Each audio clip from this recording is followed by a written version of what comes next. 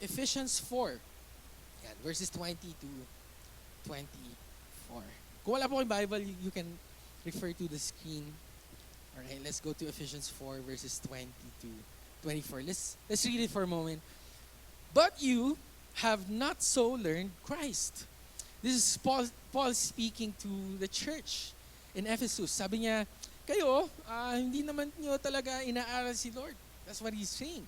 If indeed you have heard him and have been taught by him, as the truth is in Jesus, that you put off concerning your former conduct, the old man which grows corrupt according to the deceitful lusts, and be renewed in the spirit of your mind, and that you put on the new man which was created according to God, in righteousness and true holiness. I want to title my message today, Keep the Change. Pakisabi sa katabi mo, magbago ka na.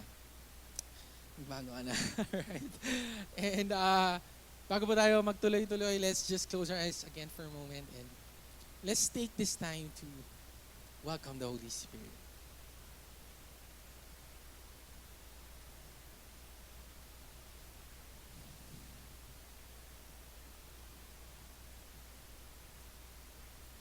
Holy Spirit, we acknowledge your presence in this place. We continue to welcome you. Yung presensya mo, Panginoon, ang pinaka-importanting presensya ngayong hapon. Without you, everything that we're doing here, all of these songs, all of the preparation, even the word, without your presence, it's useless. It's nothing without you, O Lord. So, I pray na hindi lang po namin marinig or ma-feel ang presensya mo, kundi ma-experience po namin to. An encounter that would change us from the inside out. Holy Spirit, I pray that you're gonna open our hearts and open our minds, na maintindihan po namin ang iyong salita without hindrances. We rebuke the works of the enemy na hindi namin ma-receive ang iyong salita. We want to fully focus on you, O Lord, today, at this moment. And Holy Spirit, I pray that you're gonna use me. I'm just an instrument. It's your word that's gonna be shared, not mine. I'm an instrument. Use me, O Lord, for your word to be shared today. Holy Spirit, touch each and everyone's heart today. We love you, Lord. And this is all we pray in Jesus' name. Amen and amen. Sige po, palakpakan natin si Lord. One more time. Alam niyo po ako, pagka may binibili po ako sa mga store, ayaw ko yung barya. Ewan ko po kung kayo po yun. Kasi may kilala po ako nangongolekta ng barya.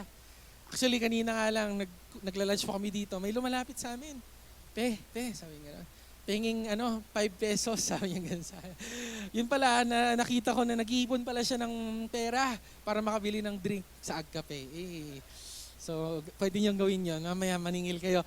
Actually, pagka nagsishake hands tayo, yung every start ng worship, di ba, nagsishake hands tayo, alam niyo gawin nyo, mangigay ng 5 pesos sa lahat ng puntahan nyo, makabili kayong drinks. Okay, anyway, ayoko yung barya. Alright, so, saan ba natin usually naririnig yung keep the change na word? Di ba pagka ikaw ay may bibilin, no? Tapos parang may sukli, 2 siguro or 3. Di ba? Ayoko yun eh. Ayoko yung barya na yan. Actually, kaya nga, tapos syempre magdadala ka pa ng coin purse and everything, bigat-bigat sa bulsa mo. Alam niyo, nalaman ko kung bakit coin purse yung tawag? Kasi di ba pagsasakay ka sa jeep, may nakasulat doon, barya lang sa umaga. Ibig sabihin, mauuna daw yung coin purse. Nauuna yung barya sa coin purse. Okay, so ayoko yun eh. Ayoko yung coin purse kasi mabigat. So ako, pag piso na lang, o kaya 25 cents, o kaya 2 na lang yung sukli, candy na lang. o kaya keep the change. Parang gusto ko, wag na yung barya, basta sa'yo na yung change na yan. But hindi po natin pag-uusapan yung sukli-sukli na yan. Ibang klaseng change ang ating pag-uusapan. Ang pag-uusapan po natin is yung real change. I heard a quote and it said, the only thing that's constant here on earth is change. The only thing that is constant is change. Kanina, in-approach po ako ni Daddy Bart, yung lolo po natin ng church po natin. In-approach niya ako. Actually, sabi niya, pwede mo nga rin i-mention yung climate change. Parang ngayon, di ba, kanina, tirik ng araw, di ba? Tapos naririnig nyo na yung ulan ngayon. Kaya marami nagkakasakit because of climate change daw. Right? The only thing that is constant is change. Right? Ito yung nakakalungkot. Pagka-Kristyano, kinorek. Okay? Pagka-Kristyano, gusto improve mo to, ano sasabihin? Ganito na talaga ako. Bakit mo ako inaatake? Di ba? Ayaw magbago. Tignan mo ako kung yung katabi mo yon, masyadong defensive. Masyadong defensive. Hindi naman. Kasi kapatid, buong mundo, nagbabago. Technology nga, nagbabago. Damit, nagbabago. Dati nauso yung skinny jeans. Ngayon, baggy jeans. Di ba? Parang nagbabago. Ikaw, magbago ka rin. Especially children of God. Right? Kasi nga, ang goal po natin is to become more and more like Jesus. So yung title po natin is to keep the change. We need to keep on changing. We need to keep on improving. We need to keep on being like Jesus, loving like Jesus, thinking like Jesus, moving like Jesus, talking like Jesus. Dapat kapatid, nagbabago rin tayo. Kaya again, pakisabi sa katabi mo, magbago ka na. Magbago ka na. You know, we need to keep the change. Especially, actually, yung sinasabi ni Paul. Sinasabi niya po sa church ng Ephesus na, alam niyo kayo, hindi niyo inaaral talaga si Jesus eh. Kasi kung inaaral niyo si Jesus, yung old man, basahin nga natin verse 21 saglit, the old man, you should put it off. Verse 21. Sabi po niya dito, you have not so learned Christ.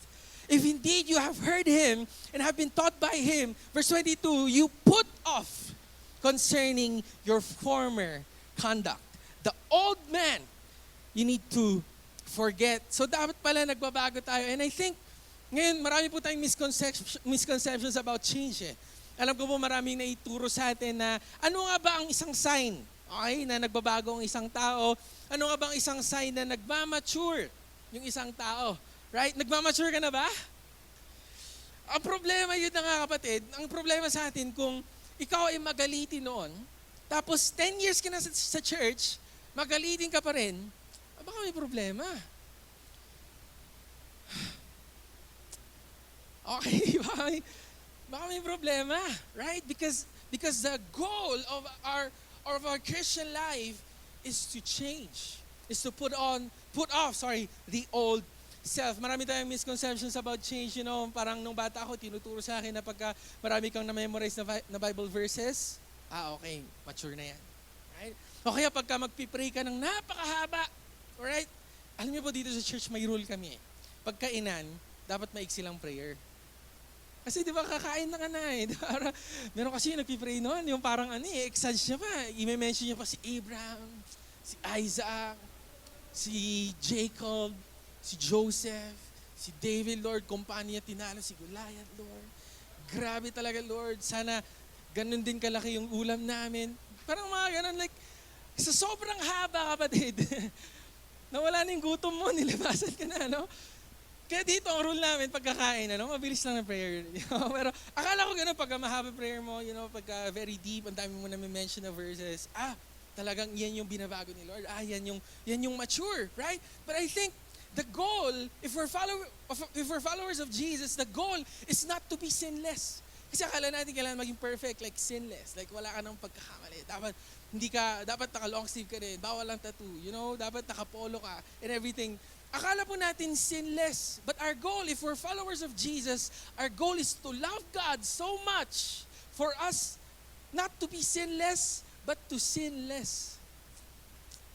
Diba? Hindi po maging perfect eh. Kundi para paunti-unting may nawawalang hindi maganda sa'yo. To sin less. That's the goal, church. And yun na nga, ewan ko po kung anong mga tinuturo sa atin ng mga misconceptions po. But again, dito po tayo, dito tayo mag-agree. Dito tayo mag-agree that if you are really changed by God, it should be seen. Dapat mo makikita sa'yo, kapatid. Hindi mo pwedeng sabihin, binago na ako ni Lord. Pero nakikita ka pa rin sa bar, di ba? Sa club, di ba? Parang, hindi pwede, kapatid, if you are, kasi nga, it says in Galatians 5, verse 22, the fruit of the Holy Spirit is love, joy, peace, patience. Napakadami. Ibig sabihin, if the Holy Spirit is in you, if you're a changed man, dapat nakikita.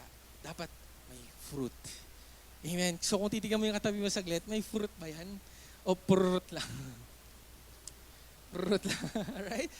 Dapat may fruit, kapatid. It should be seen in our lives.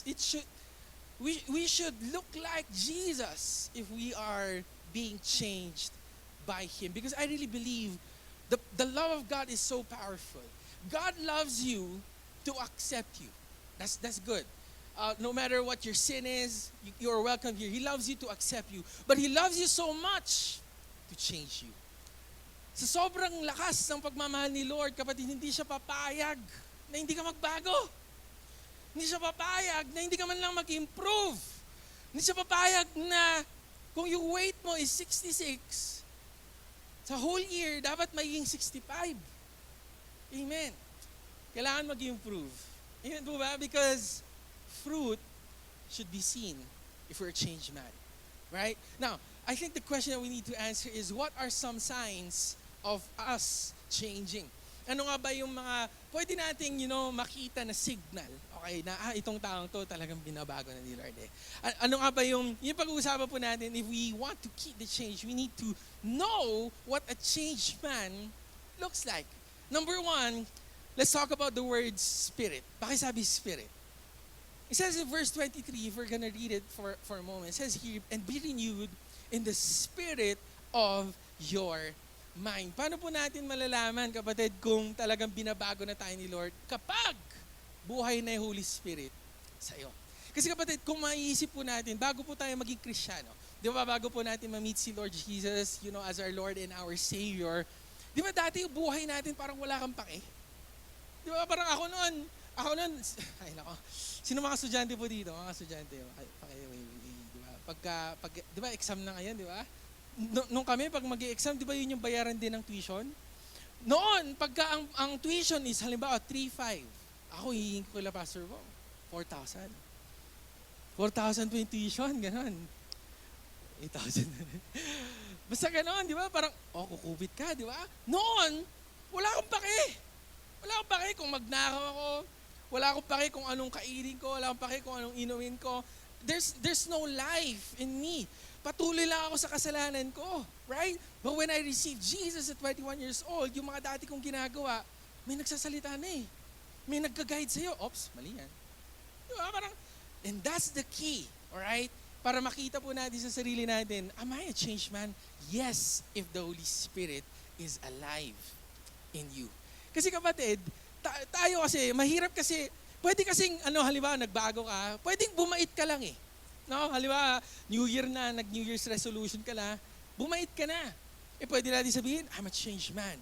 But are you really a changed man?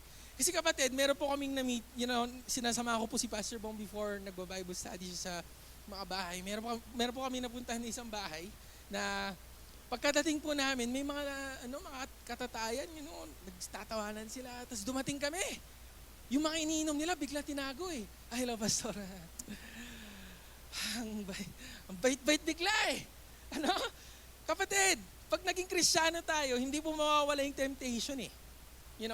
Hindi po, actually, yun na nga, pagpasok nyo nga dito sa church, ang bait-bait nyo eh, Nakangiti, hello. Tapos pag nakatalikod na, sungit mo eh. Hindi maganda yung ugali nun. Parang, pagkalabas natin dito, kapatid, may temptation agad. Recently, this week, we were watching yung new release ng movie, yung Venom. Sino po nakanood doon? Yung Venom, di ba? Pakita natin si Clet. Ayan, so makikita natin yung bida, si Eddie. Siya po ay parang sinapian ng isang alien.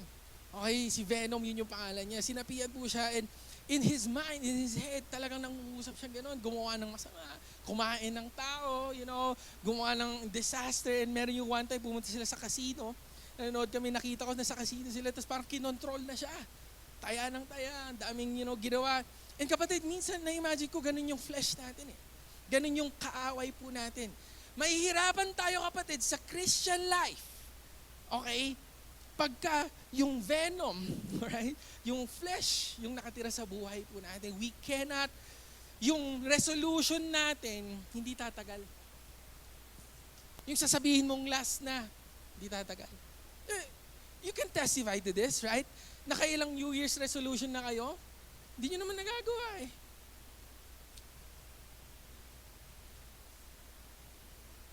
Diba? Diba? Ako ganun eh, diba? Nakailang Year's resolution ka na. Hindi rin naman pwedeng everyday nandun si Pastor Bong para mabuhait ka eh. Everyday nandun si Pastor Bong sa bahay nyo. Baka mapagod kayo kapatid kasi lagi nyo pagsisilbihan si Pastor Bong. Gusto nun lagi turon, okay? Saging, mapapagod kayo pag nandun lagi si Pastor Bong kapatid. And yun na nga, as pastors, we cannot be with you every day. And temptation is with you every day. In your work, in your house, sa school kapatid, nandun ang temptation. So paano tayo magbabago? Paano natin ma-overcome ang kasalanan? It's through the Holy Spirit living in us. Kapatid. Kasi kapatid, pagkalabas natin dito, wala na ako, wala na yung church, wala na yung mga ushers. Sino matitira? Is it the flesh or the Holy Spirit reigning in your life? What's the job of the Holy Spirit? Kung isipin po natin, let's read John 16:7-8. Basahin po natin ito saglit. It says here, nevertheless, I tell you the truth, it is to your advantage that I go away. For if I do not go away, the Holy Spirit or the Helper will not come to you. But if I depart, I will send him to you. Look at this, verse 8. And when he has come, he will convict the world of sin. Yun yun kapatid, siya yung nagsasabi sa'yo. Alam mo yun, yung minsan yung may nasabi ka, sino po dito napagalitan na ng magulang? Kami madalas. Almost every day. Di ba? Tapos syempre pagka anak ka, gusto mo sumagot eh. Ano? And minsan talaga ako nasasagot ko minsan yung magulang ko. Sorry Lord. Minsan nasasagot ko sila, pero alam niyo yun, after mong sabihin yung hindi maganda or sumigaw ka, parang may magsasabi sa'yo, mali yun ah. Mako-convict ka kapatid eh. O kaya, di ba, ako po, minsan nagkaroon ako ng deal kay Lord na hindi na ako makikinig ng worldly song, yung mga song na may mga mura, gano'n, yung sa Spotify, yung explicit. Sabi ko, hindi na ako makikinig na gano'n. Eh, minsan wala ako sa mood sa worship eh. Di ba, minsan parang, gusto mo yung ibang song din, yung variety. Siyempre, pag laging adobo, magsasawa ka din eh. Tama. Perfect kayo. Hindi na-judge nyo ako ah. Mali yun ah. Diba, minsan, and then I listen to a worldly song, parang na-convict ako. You know? O kaya nasa work ka, di ba, na-late ka. Mali yata to ah. O kaya pangit yung output mo. O kaya, di ba, exam, nagpapakita yung katabi mo ng papel niya. Napasirig ko gano'n. Diba? Makonvict ka eh. Right? Because the Holy Spirit is in you. That's His job. To remind you, to guide you, na mali din ginagawa mo. To guide you also para tama rin yung maging decision po natin. Alam niyo po, there was a song na talaga lagi po natin itong kinakanta, yung Jesus Take the Wheel. Alam niyo yun? Jesus Take the Wheel. Give me one. Something like that, you know? Parang, and then I was thinking about that song. Sabi ko, parang mali yun ah. Kasi kapatid, pagka tayo nagkaroon ng relationship with the Lord, hindi po niya kukunin yung steering wheel, parang ganito. Yan, hindi po siya yung magdadrive ng buhay mo, hindi siya yung magko-control sa buhay mo. And actually, what I realize is, tayo ang driver ng buhay natin. Si Jesus and the Holy Spirit, they are passengers. Sila lang yung magsasabi, oh, kumanan ka dyan. Oh, kumaliwa ka dyan. Hindi mangaliwa ha, kumaliwa. Sabi gano'n. Kapatid, siya yung mag-guide, okay? Siya yung mag-guide sa'yo and you are in charge of your life. Pero yun yung dilemma, kapatid, is the Holy Spirit so strong in you na naririnig mo siya? Right? Is the Holy Spirit alive in you na nagiging sensitive ka sa sinasabi niya at sa guidance niya? Kasi kapatid, alam nyo, kanina binabasa ko po, yung law sa Bible, napakadami. 613 laws in the Bible. Okay? Yung 10 Commandments niya, hindi mo pa ma-memorize eh. Tama? Eh, yung nasulat na law sa Bible, 613. Iniisip ko, paano ko kaya magagawa lahat yun? Sabi nga ng word, isa nga lang magawa mo na mali, nagawa mo na rin lahat. Ganun kalala. Right? But look at this. If the Holy Spirit is in you, it says in John 14:26, basahin natin sa this is so good. Listen to this. But the Helper, the Holy Spirit whom the Father will send in my name, He will teach you all things and bring you to remembrance all things that I said. Palakpan nga natin si Lord for a moment. Ang ganda, no? Yung 600 laws na yon, kapatid, kung yung Holy Spirit na sa'yo, siya magpapaalala. Kaya kung sumusobra ng kain mo, siya rin magpapaalala. tama na yan. Pag nasobrahan ka rin sa gastos, Holy Spirit magsasabi sa'yo, tama na yan. Right? Because He's gonna remind you of all the things that God has done. And po ba? And that's one sign, alright, na malalaman natin, is the Holy Spirit or am I a changed man? You're a changed man and woman if the Holy Spirit is alive in you. Pag alam mo, kapatid, yun na nga yun yung maganda kay Lord eh. Unti-unti ka niya binabago. If the Holy Spirit is in you, nag-iiba. Alam niyo po, prayer ko before, gusto ko lagi, bago sapatos. Yung lagi kong prayer. Every birthday ko, gusto ko lagi bago sapatos. You know? Bago sapatos, every birthday, bago sapatos. But while I'm maturing in my relationship with the Lord, as I become intimate with the Lord, nag-iiba. Ang prayer ko na ngayon, Lord, tumangkad. Hindi, joke lang. Lord, Lord, gusto ko yung gift of the Holy Spirit, which is healing. Nag-iba. Parang dati, hindi ko naman iniisip yung healing na yan, di ba? Pero ngayon, every birthday ko, pinag-pray ko, Lord, gusto ko yung gift of healing. So whenever I'm gonna pray for someone, that person is gonna be healed para makilala ka. Nag-iiba, kapatid. And that's because the Holy Spirit is in you. Now, let me ask you this question. Do you think the Holy Spirit is alive in you? You know, minsan, yun na nga sa work po natin, is the Holy Spirit alive in you, so strong in you, para sabihin sa'yo, huwag ka na malate? Para sabihin sa'yo na huwag ka sumimangot? Because the fruit of the Holy Spirit is love and joy and peace. And the Holy Spirit is, number one, the Holy Spirit is the first sign that we're a changed man if He's alive in you. Number two, malalaman po natin, kapatid, kung talagang may pagbabago na sa atin if we are serving. If we serve, kapatid. It says in Matthew 20 verse 28, let's look at this for a moment. Just as the Son of Man, Jesus, did not come to be served, right? But to serve and to give His life as a ransom for many. Napakaganda. Who would have thought, okay, the God of all gods, the Son of the Creator of the whole world. He's the King of all kings. Saan po siya naipanganak? Sa manger. Nung maanganak na nga po si Mary, actually, nung maanganak po siya, wala na pong room sa hospital. Doon po siya sa bukid. Pinanganak. A king would be born that way. Hindi po siya dumating dito para, pagsilbihan niyo ko lahat tayo magiging slave. You know? Lahat tayo papakainin si Jesus ng grapes kasi royal siya. No! Instead of Jesus being served, you know what He did? Siya yung nag-serve.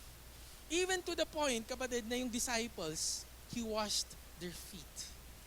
Imagine niyo si Judas. At the Last Supper, he was there. Alam na ni Jesus, kapatid, na si Judas, ibibetray siya. Okay? Ibibetray siya. Pero hinugasan niya pa rin yung paa.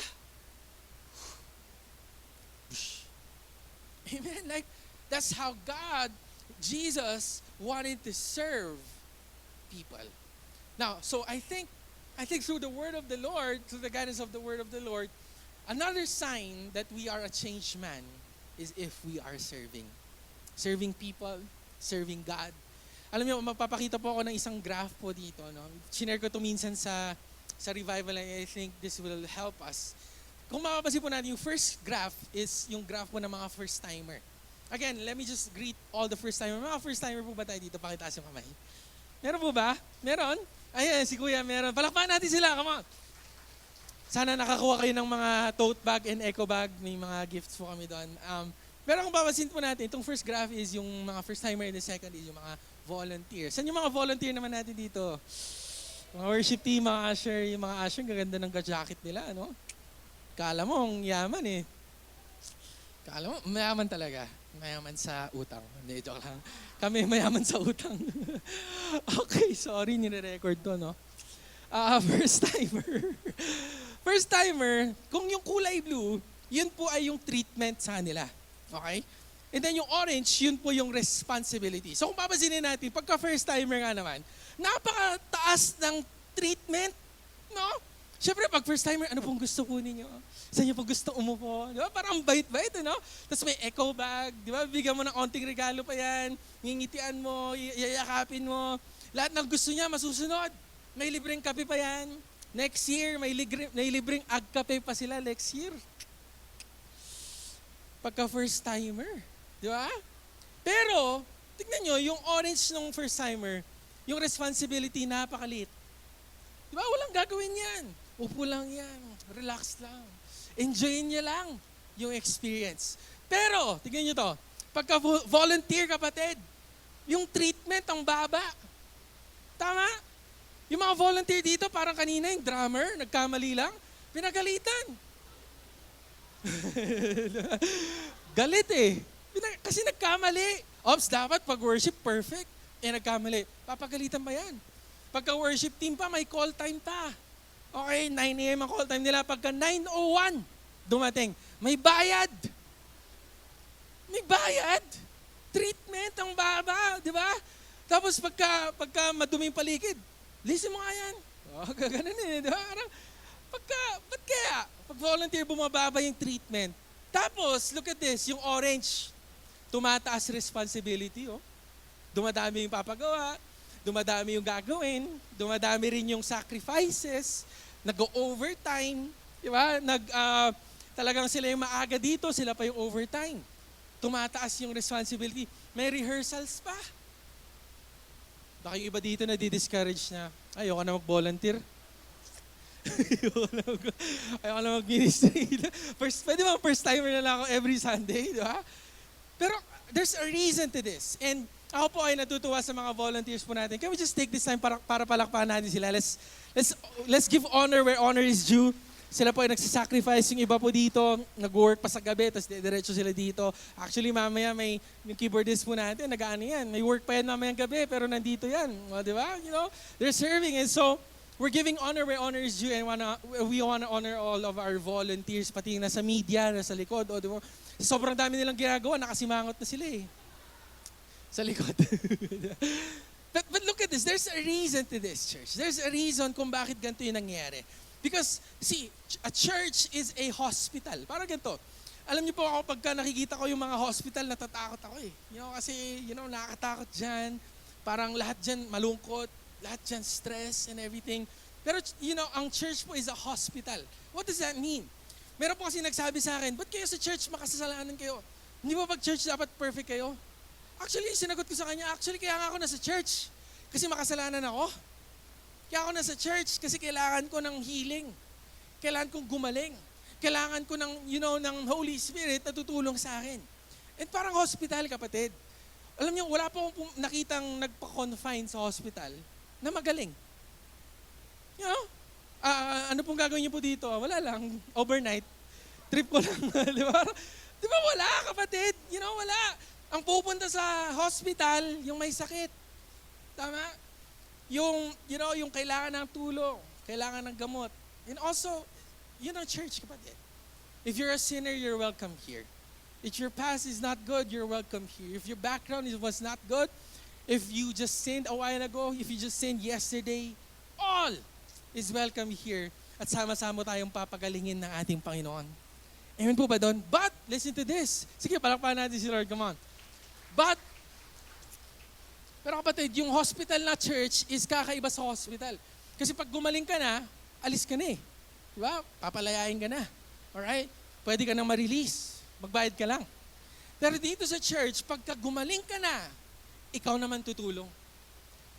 Pagka pinagaling ka na ni Lord, ikaw naman ang magsiserve.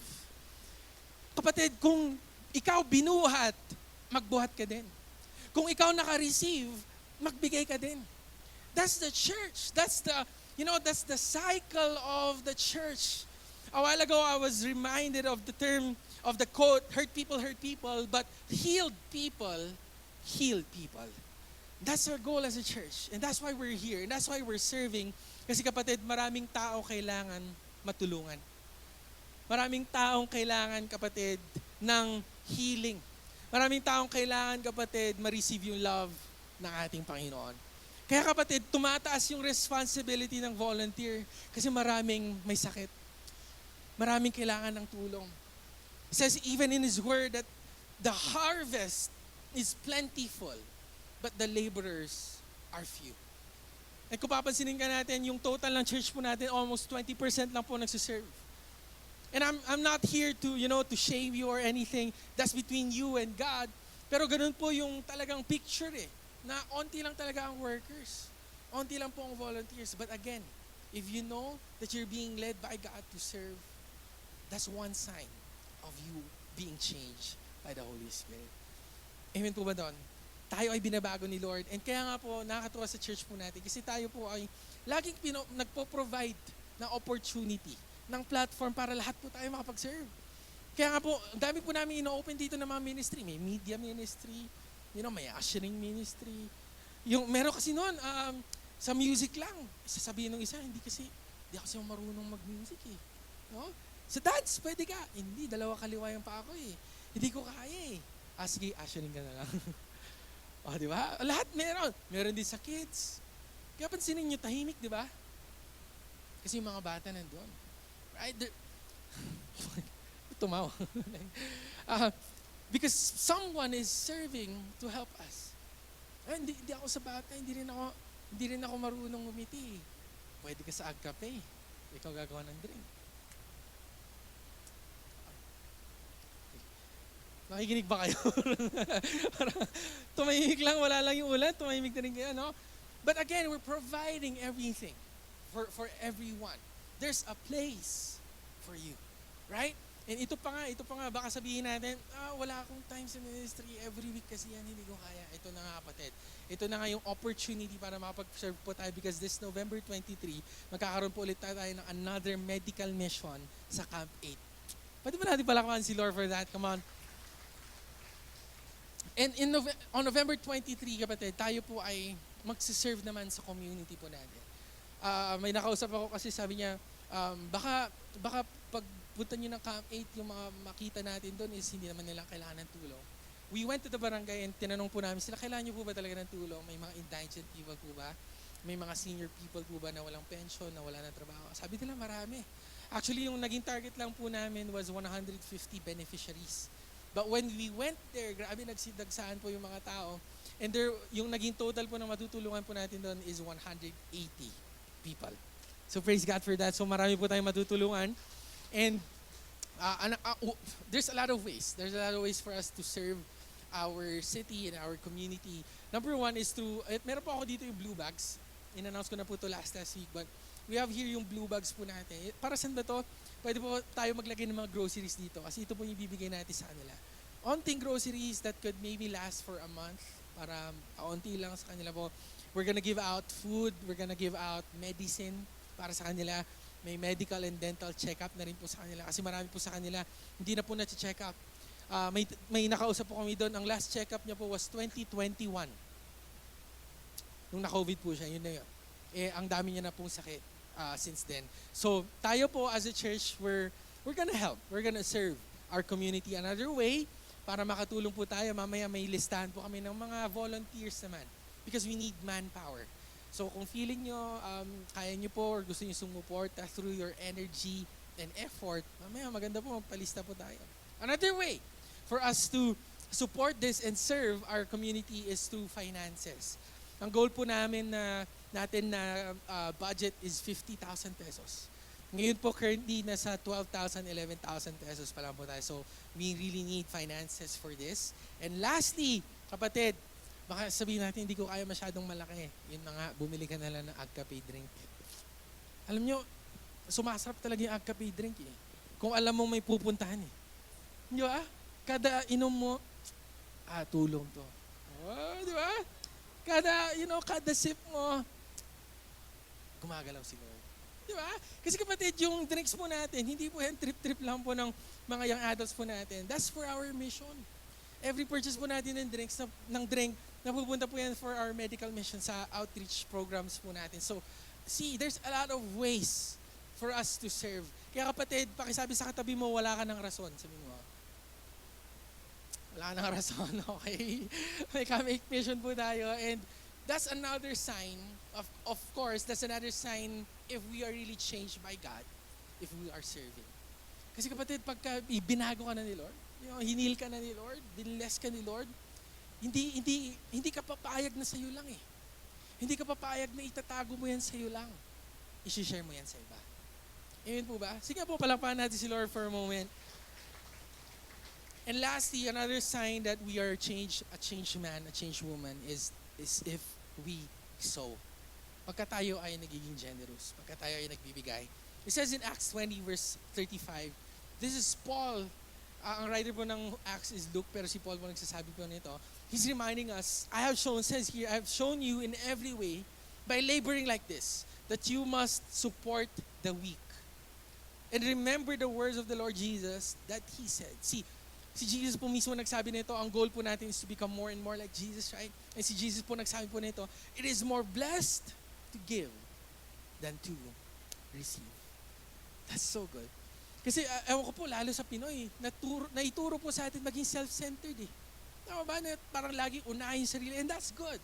Self-love, that's good. Pero kapatid, minsan sumusobra na eh. To the point na hinohoard mo na rin lahat. Lahat ng alcohol, kinuha mo na. Lahat ng tissue, kinuha mo na. Right? And naalala ko lang, kahapon po kasi, praise God, natapos na po yung sports fest po natin and it was a success. Palapakan po natin si Lord. And of course, nandito po ba si Pastor Chris? Siya po yung nag-head po niyan, si Tita Thea and the relationship department, sila po yung nag-head po niyan. And ayan, tingnan nyo, ang saya nila, no? Pero tinitignan ko yung picture nila, parang di sila pinawisan, no? Kasi ang nangyari, puro sigawan. Merong kakilala dito, yung youth natin, pagkadating, wala ng boses, di tuloy kumanta. Kasi anong nangyari? Nagiging self-centered eh. Parang lahat natutulak. Lahat nasisipain para manalo lang. Diba? Mamamarasonal pa. Yan kasi hindi ka nagda-diet. Sabihin gano'n. Sisikawan pa, no? Sisipain pa. Naalala ko kasi nung one time si Tita Carol, nagtapon ng mga candy po dito. Mga candy, premyo ng lahat. Tapos nakita yung mga youth, talagang tulakan, no? Unahan para makuha yung isang candy. Tutulak yung isa kahit mabalian ng buto, sisigawan, sisipain. Para sa isang candy. Para makuha niya, para magyabang, nakakuha ko. Right? And I think we were taught to hoard. We were taught, to be self-centered, na unahin yung lagi yung sarili. But the message of the word and the gospel is, hindi ang maging focus tayo. Sabi nga po ni Paul, die to self eh. Patayin tayo yung sarili natin eh. And we sow, and we give, and we become generous to other people. And I'm not only talking about money, we can also give love. Kung titignan mo yung katabi mo, kailangan niya ba ng love? Kasi baka broke na yan, broken pa. Sakit, broke na broken pa. Sakit, no? Baka kailangan niya ng love. Baka kailangan niya ng peace. Baka kailangan niya ng joy. Baka kailangan niya ng friend. And in those ways, pwede po tayo mag-sow sa kanila. Pwede po tayo maging generous sa kanila, kapatid. And that's why this is so good. Why are we gonna give? Why should we be generous? Ang ganda po ng word ni Lord in 2 Corinthians, di ko lang naipalabas, But there's a word in the Bible, it says, He gives seeds to the sower. Ano ibig sabihin nun? Si Lord nagbibigay pa ng seed, ng itatanim mo sa mga nagtatanim, sa mga nagbibigay. Di ba may quote tayong laging naririnig, yung mga mayaman, lalong yung mayaman. Tama? Kasi alam nyo, minsan judger tayo. Judger tayo sa mga mayaman. Mayaman, corrupt. Di ba? Corrupt yung mga yan, mga magdanakaw, gano'n. Pero actually, mostly ng mga na-meet ko pong mayaman, sila po yung mga generous. Sila po yung manlilibre. Sila po yung laging nakangiti. Sila po yung may mindset na wala kang pakialam kung mawalan ako or maloko ako. Meron po akong kilala, invest lang ng invest. Kung may lalapit sa kanya mga kabataan, maghihingi ng capital, i-invest lang yan kahit malugi. Kahit nakawan po yan. Eh yun, lalong yumayaman. Lahat ng pinapatay yung building dito sa kanila. Grabe. Why? Because God gives seed to the sower. Kaya kung tatanim mo yung katabi mo saglit, sabihin mo, nagtatanim ka ba? Tatanim ba tayo? Or nag-aantay lang tayo ng ani lagi? Kasi kapatid, kung wala kang tinanim, wala kang anihin eh. And God is saying, hey, we give to give because God already gave. Tayo ay magbibigay kasi si Lord naman una nagbigay. And that's the principle. He gives seeds to the sower. Mas lalo kang binibless si Lord pagka nagbibigay ka. Now, the question is, I think, in this point is, why should I give? Bakit ba ako magsasacrifice? Bakit ba ako magiging generous sa katabi ko, Sa neighbor ko, ikuripot nga to. Ba't ako magiging generous, right? See, it's for the furtherance of the kingdom of God. Kasi kapatid, kung wala na pong finances, paano na yung next generation? Paano na yung anak natin? Paano na yung anak na anak natin? Paano na yung mga susunod sa atin, kapatid? If we don't have finances, if we don't give, if we're not generous enough to share our knowledge, to share our wisdom, paano na yung next generation, right? So it's the furtherance of the kingdom. And that's why this November, yung anniversary po natin, November 24, it's with the theme Transcend. We're gonna do something new. We're gonna start a new culture sa church po natin. And in this church anniversary celebration, magkakaroon po tayo ng one-time offering. Ano yung one-time offering po na to? It's an opportunity for us to give our best to the Lord. Kasi kapatid, alam niyo po, towards the next year, napakadami po nating plano para talaga mapopulate natin, masaturate natin ang buong Baguio City. Actually, ang goal po natin sa mga medical mission po natin, lahat ng barangay mapundahan. You know, there's 129 barangays here in Baguio City. Pangalawa pa lang po yung Camp 8 na napuntahan po natin. And why should we give, or why do we give our best? Bakit tayo mag-one-time offering sa anniversary po natin? Para magtuloy-tuloy yung ministry ni Lord. Yun lang naman eh. I mean, nakakatuwa sa church po natin, we're very transparent sa pera. Yeah, dito napunta yung pera. Because I grew up, you know, minsan yung pastor, hindi mo na malalaman kung saan napunta yung pera. You know, this is really a blessing kasi yung pastors po natin, they are working. Si Paul, he's a tent maker. He had a business. And praise God, yung pastor natin nagtatrabaho kasi nga, sino magbibigay? Kundi tayo. Hello. Ang sabi sa katabi mo, ikaw yung gagamitin ni Lord. Tayo po yung gagamitin ni Lord. And as a church, why are we giving? It's for the furtherance of the kingdom of God. Para magtuloy-tuloy yung ministry. Para magtuloy-tuloy po tayo mag-gather dito, mag-grow, makakinig ng napakagandang word from the Lord, makapag-worship, may aircon, may libreng kape. Right? And that's the purpose why we're giving. It's for the next generation. And so, my encouragement to everyone, hindi po namin kayo pinipilit na magbigay during that one-time offering, but what I'm trying to tell here is you ask God. Just ask God, Lord, gaano ba kalaki yung gusto mong isacrifice ko para sa'yo? Gaano ba, Lord, gusto mo bang magbigay ako? Maybe you're new here at feeling mo hindi mo pa kilala si Lord. Maybe the first step is the Spirit. You need to receive the Holy Spirit in your life. Pero for some of you here, you're already here for a couple of months, a couple of years, and alam mo, nangungusap na si Lord sa'yo to serve. Ipasa mo rin yung na-receive mo to serve. Or maybe for some of you here, yung challenge ni Lord sa'yo is to sow, is to sacrifice, is to give something. Now, I'm gonna end with this. Recently, may nakausap po ako isang church member po natin. Wala na po siya dito sa Philippines. Nag-abroad na po sila. I think nasa Las Vegas po sila. And just this week, nag-message po siya sa page po natin. And she was sharing her testimony na may naging dream po pala siya. May naging dream siya na parang nag-o-opera daw po siya ng baby. Pinapagaling niya po yung baby, ino-operahan niya po daw. And she thought na parang she was led by God to be part of the hospital ministry. To be part of the healing ministry. So, nag-message po siya sa church natin kahit nasa US na siya. Sabi niya, Pastor Bong, Pastor Moses, paano ba ako makakatulong? Paano ba ako makasupport sa hospital ministry natin kahit nandito ako sa US? And then sabi ko, you can support para mag-purchase po ng libro and everything. And alam niyo po, right there and then, nagpadala po siya ng 5,000 pesos. Yan, ginika siya. May resibo. May resibo.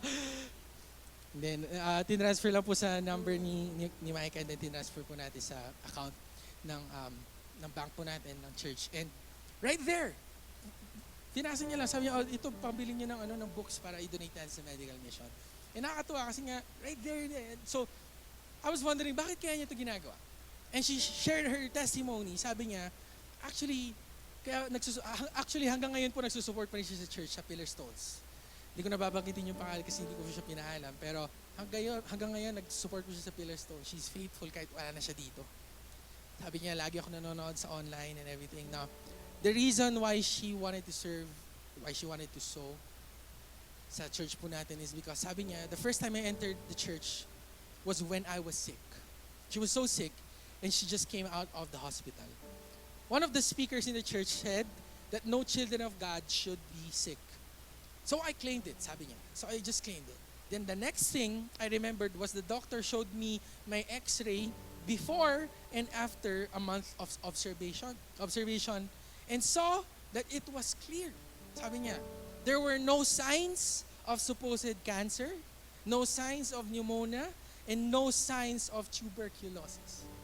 Sabi niya, kaya niya daw ito ginagawa kasi siya mismo pinagaling rin ni Lord.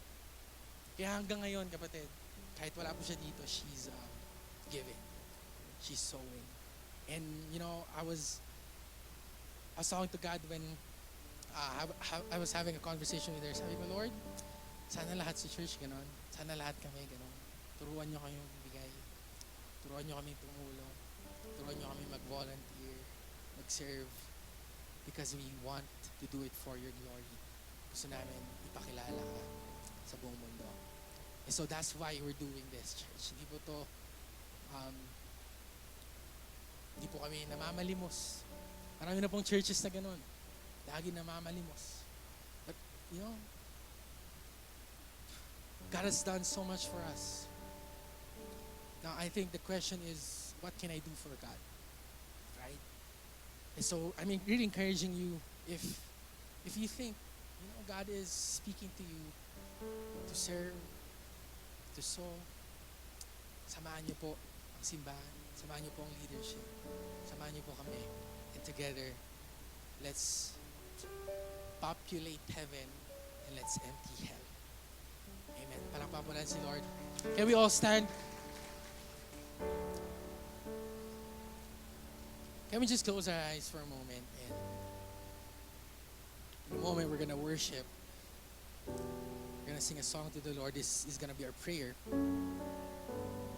But let's take this time to talk to the Lord.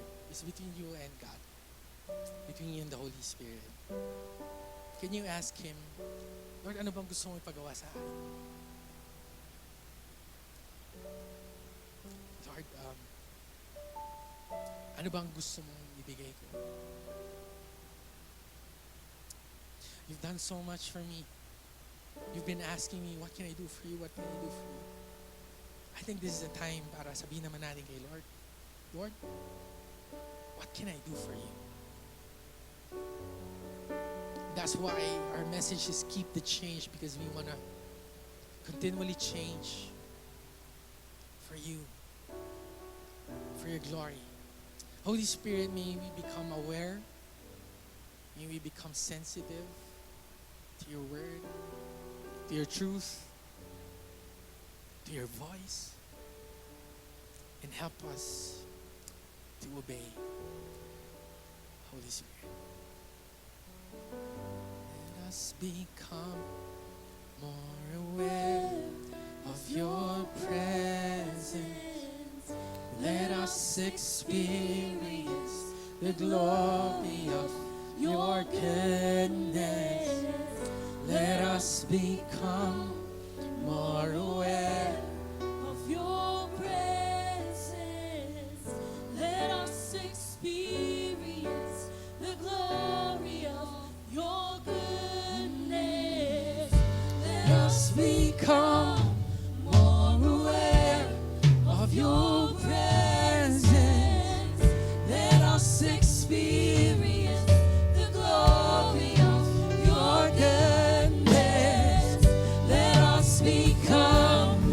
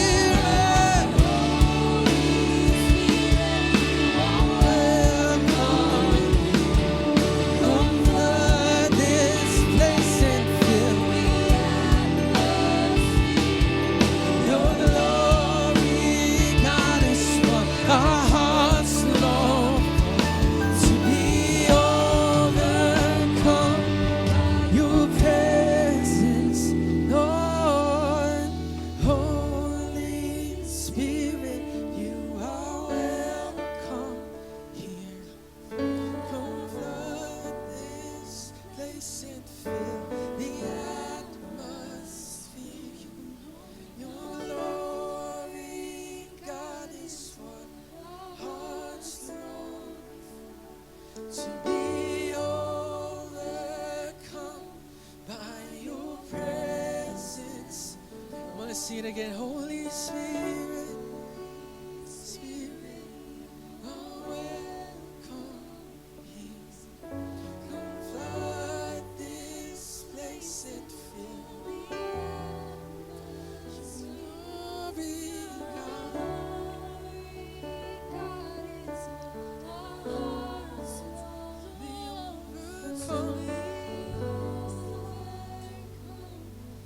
Be overcome.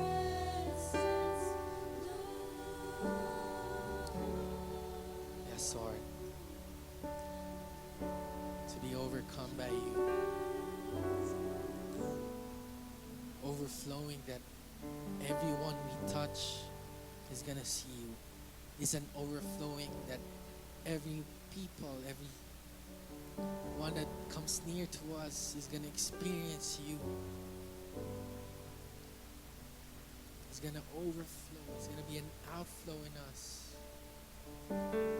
As we become sensitive to your word, as we become sensitive to you and your voice, I pray continue to move in our lives.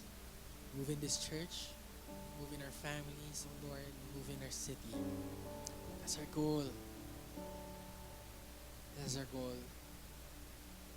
It's all for your glory, O Lord. The Holy Spirit, we thank you for your word. Thank you for speaking to us. Thank you for touching us. Thank you for reminding us, Lord. You want to become more and more like you. And help us to keep the change. Help us to move from glory to glory, from faith to faith. Maging katulad ka namin, Panginoon. Thank you for this time that we're here. We know there's no accident why we're here. You brought us here for a purpose, a reason. That is to encounter you. So may this moment, Lord, be an unforgettable moment. This moment would truly change our lives from this day on. Thank you, Father. This is all for your glory. In Jesus' name, amen and amen. Right now, we're going to give to the Lord before we go. For all of us here, or maybe some of us here na nagiging faithful sa tithes, this is an opportunity for us to worship God and to give praise to God. And ang offering po is above our tithes. It's above the 10%.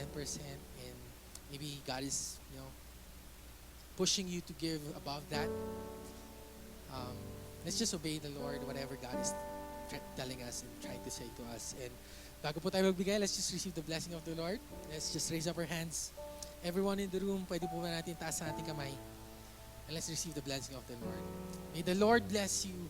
May the Lord keep you. May the Lord turn His face toward you.